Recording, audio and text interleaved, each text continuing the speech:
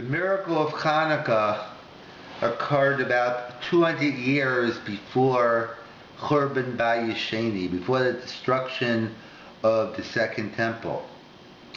And we know the Mishna, Rabbi Rabbi wrote the Mishnayos many years after Churban Bayesheni. So the Mishnayos were written after the miracle of Chanuka. So one would expect to find an extensive discussion in the Mishnayos about the miracle of Chanuka. So the question is, why is there no mention, or should I say, why is there very little mention of Chanuka in the Mishnah?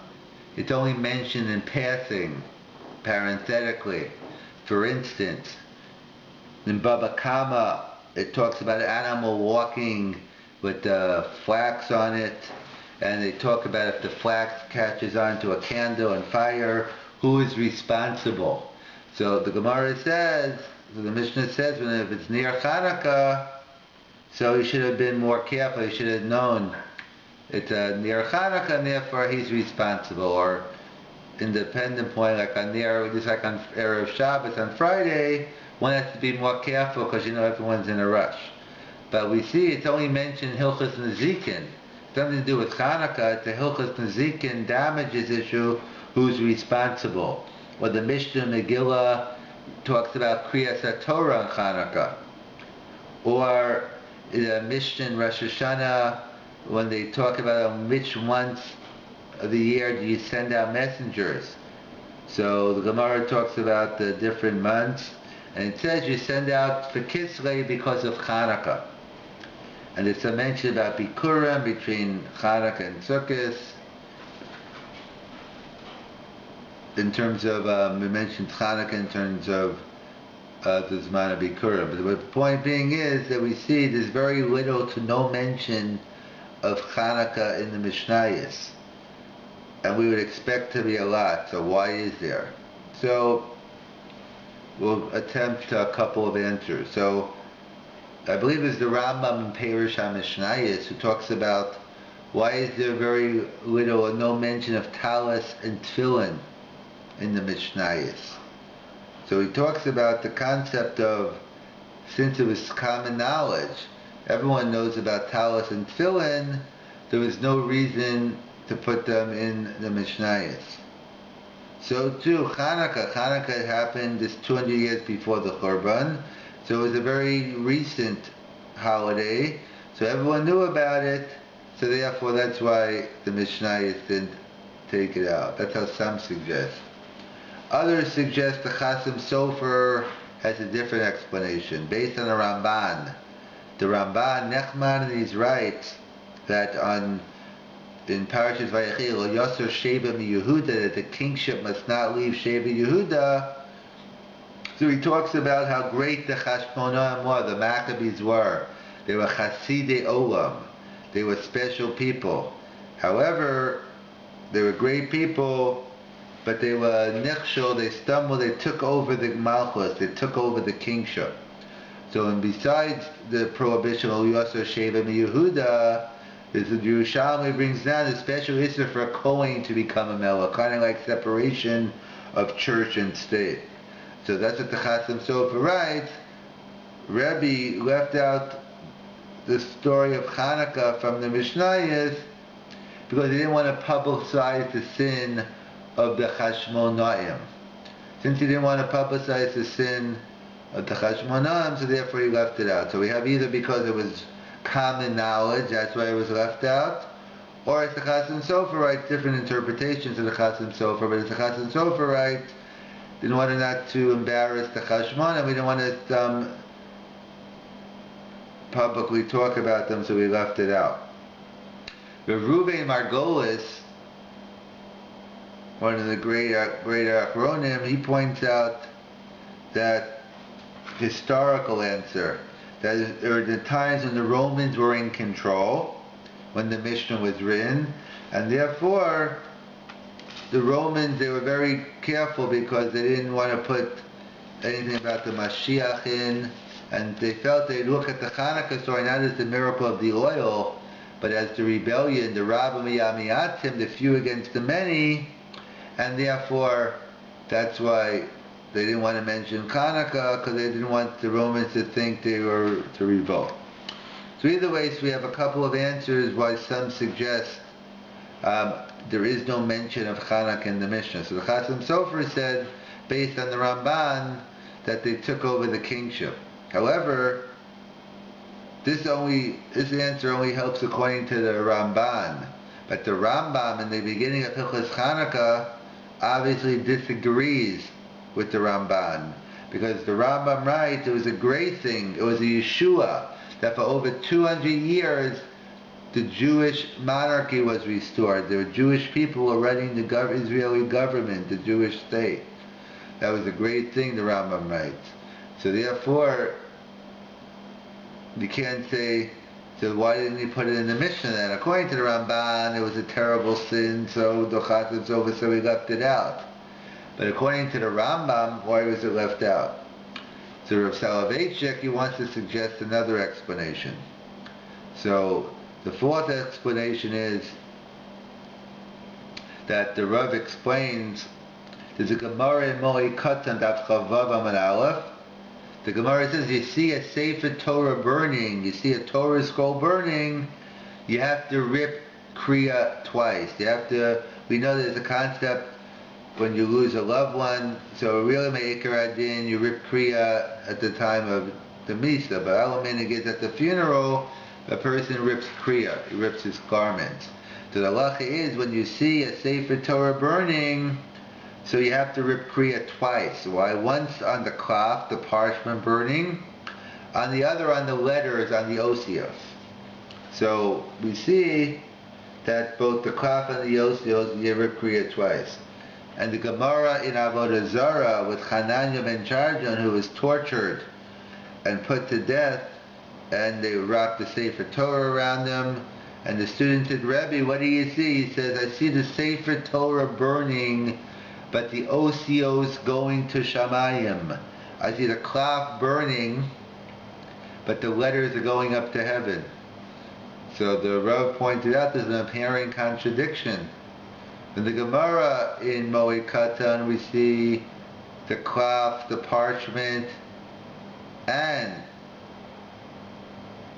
the letters got burned. But by the Gemara in Avodah Zarah, only the parchment got burned. So the Rav explains there's a fundamental difference between the Gemara in Avodah Zarah and the Gemara in Moed Katan.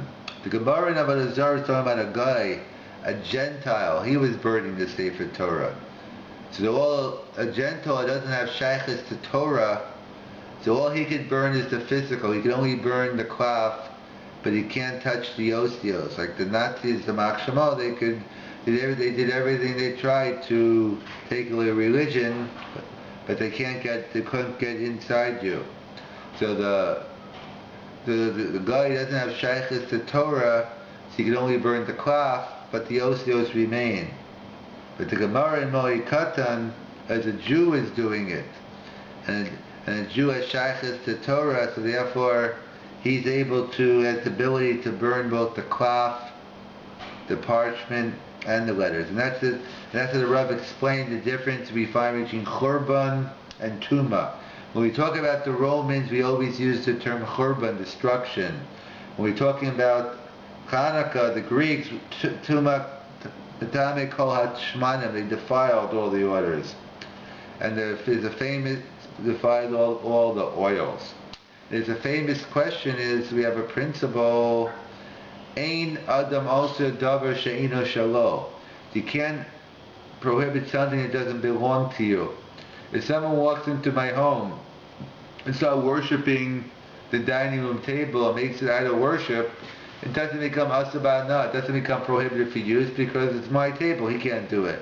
It has to be yours. So the question is, how could the Greeks have defiled our temple? It was the Jewish people's temple. Ein Adam Osir Davar Sheino Shor. That's a whole discussion around Ban, Balamor, whether maybe Avodah Zarah is different, but the famous answer to Balamor and others is, you're right, it wasn't the Yevanim that defiled the temple. They can't defile. They could do Churban, they could destroy it, but those are the Misyavim, it was the Hellenist, the Jews who assimilated and took on the Greek culture. They were able to metame the Beis HaMikdash. So that's what. Even though we like to say the villain of the story were the Syrian Greeks, and they were those anti-Semites, however, we also have to have a turning inward. That ultimately the Timul Kol Hashmanim couldn't have happened without the assimilated Jews. In fact, the Rabbi pointed out, if you look at Al Nisam, you find all the different contrasts, but you don't find Yisrael. You don't find the contrast Yisrael and Goyim. That of course the Goyim have a responsibility, but ultimately it was the Jews who were metame, and it was an embarrassment to the Jewish people. The Jews were metame the Beis HaMikdash, and that's why Rabbi left out the Chashmonaim, left out Chanukah. It was an embarrassment to the Jewish people. They defiled. Just along those lines, we find also by the beginning of the Haggadah, by the Karpas, the some Shatim we'll go into more on Pesach, that represented the dipping the brothers with the Mechiras Yosef, the story of Yosef and his brothers, and they dipped, and it's Koden, they wanted to show that his father was dead. But why don't we begin the Pesach Seder like that? Because the same Yisod, even though the Egyptians are the villain, but ultimately we're also responsible. Mechiras Yosef, it was the Jews fighting with other Jews.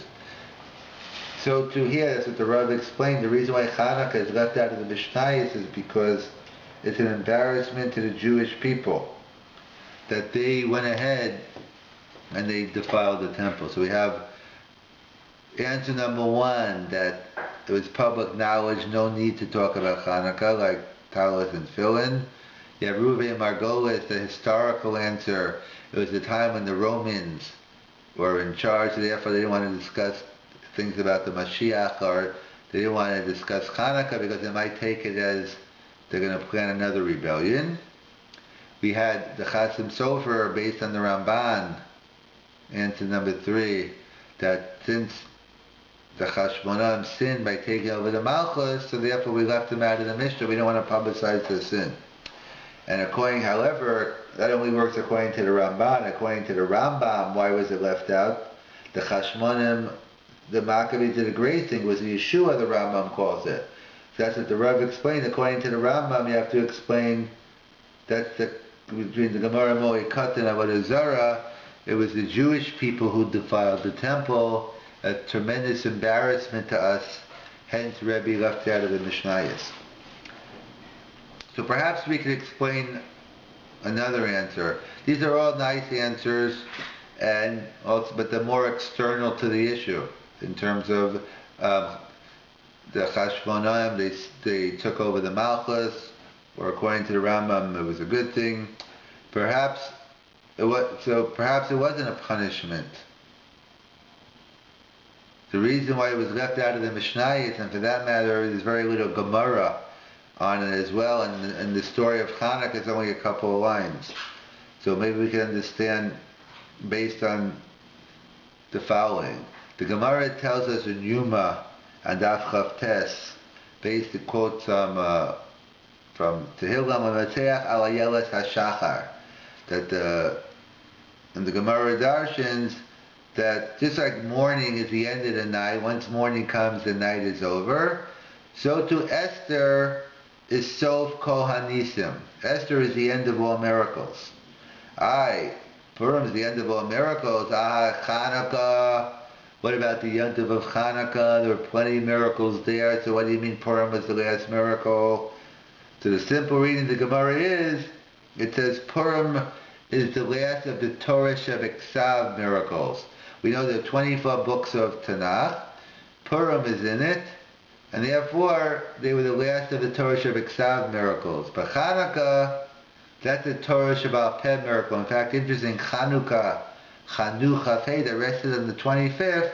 They wanted to get Chanukah and make it the 25th book, but they said, no, we're resting no more. We're closing up shop. So either way, the Gemara seems to say that Purim is a written law miracle, it's a Torah Shebeksav miracle.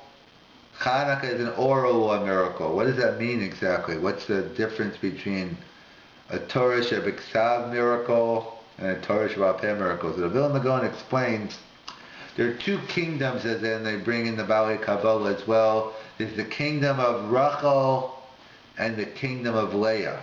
And we know also to make distinctions between the first Beis HaMikdash and the second. So what was the difference between Rachel and Leah? So at least from Yaakov's perspective anyway, Rachel was someone he had to work 14 years for. He put in a lot of effort to get Rachel his wife. But Leah was a gift he didn't have to work for. So the Vilna Gaon explains Rachel represents Torah Shebal Peh, and Leah represents Torah Shebeksav. Leah represents the written law, Rachel represents the oral law. The written law is a gift. Basically, God gave us, and basically, we learn it, but basically, and we go over it, but ultimately it's a gift from HaKadosh Baruch Hu, like Leah was. But Rachel was a lot of yigiyah, a lot of effort, and that represents the Torah Shebal Peh. Like we know the difference between, let's say, a library and a Beis HaMedrash. Library, it's quiet, you're shushing, if people are talking, kind of like you see the difference in different sporting events. When it comes to tennis, everyone has to be quiet during the serve. But when it comes to football, basketball, you're shooting a foul shot, everyone's screaming. So lahavdil, that's the difference. Library is like tennis, and then Beis HaMedrash, it's like in terms of noise, it's like a football game, everyone's screaming. It's the Melchamta Shel Torah. It's the fight of Torah. You're screaming with your chavrusa. What are you talking about back and forth? Because Torah Shebal Peh requires effort. And that's why Rabbi, he was reluctant to put the Mishna in print. Because he realized part of the Torah Shebal Peh is it's dynamic. Once you put it in print, it's going to lose that dynamic. And that's what I think of Yisrael Salantis is today, now that the Mishnayos and the Gemara are written down, that's almost like the Torah Shebeksav today. And I think Rav Tzadok Agoin says today the Minhagim is what we have left for Torah Shebal Peh. But Rachel represents the struggle, and that's what they say over Rav Chaim Volozhin, that they say over the story about the Gra, that the Gra was studying Torah, working on a sugya, and he fell asleep. An angel wanted to come and teach him, give him the answer, or teach him the sugya in his sleep, and he used to shoo the angels away, saying, "No, I want it to be my Torah, I want it to be my own."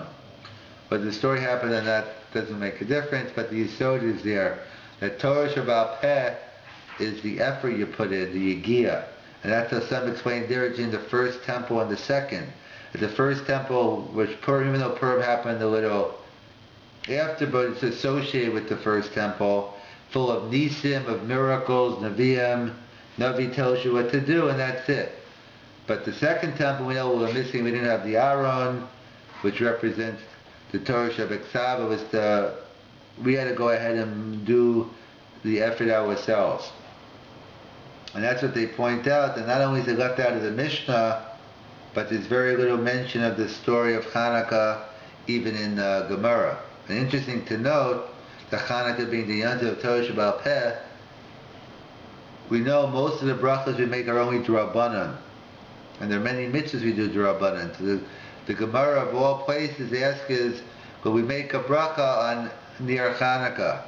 V'heichan tzivanu, and where will we command it? The Gemara answers either based on Lo Sasser, that the pasuk in Parashat Shoftim, that we have to listen to our rabbis, or Shal Avicha V'Yagdecha. But the point being, why dafke here by the Chanuka sugya is the Gemara asking v'heichan tzivanu?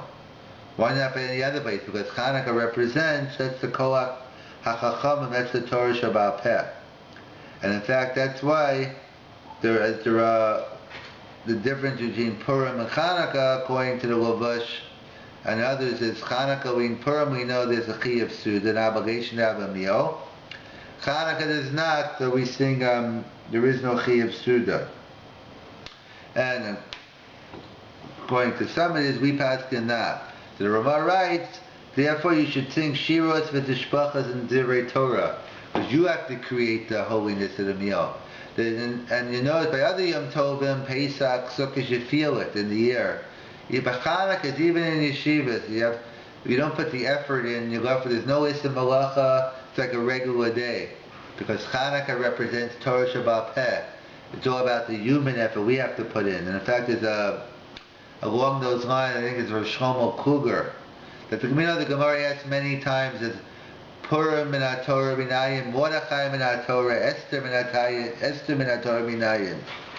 How come we don't find Chanukah min HaTorah minayin, Matisyo min HaTorah minayin, Yehuda, etc.? Why don't we find this question by Chanukah? So I think Rav Shlomo Kluger explains there's certain miracles by Kriyas Yamsuf Isano that they learn out the Midrashim, that certain miracles are built into the Bria. That when God created the world, He made a different miracles going to happen. However, Chanukah was not built in. It wasn't Chanukah min HaTorah. Chanukah came from us. That's the oral law miracle, and that's perhaps why. You know why Chanukah is left out of the Mishnah? So we mentioned either because somebody suggested maybe because it was common, everyone knew about it, or we're concerned, as Ruru Magola says, the Romans thinking we're going to rebel, or the Chasam Sofer, like the Ramban, that because we want to hide their sin, that they took over the Malchus, they were Kohanim, or like the Rav said that no, it's an embarrassment to us. It was we who defiled the temple, and they're all true. But perhaps in the edited explanation is Chanukah is left out intentionally because we want it to remain. Chanukah is the Torah Shabbat Peh miracle, as the Gemara in Yom explained. Purim is the end of Sof Kol Anisim, and Chanukah is like Rachel. It's the Yigiyah, it's the working, it's putting in the effort. As Ramah says, that we have a meal, we have to have Rishiras Mishpachos to make it into a Sudas mitzvah. And that's why by Chanukah it's V'heichan Sivanu, because by Chanukah is the Yontif of Torah Shabbat Peh. It's the Torah Shabbat Peh of the Torah Shabbat Peh, and hence very little mention of Chanukah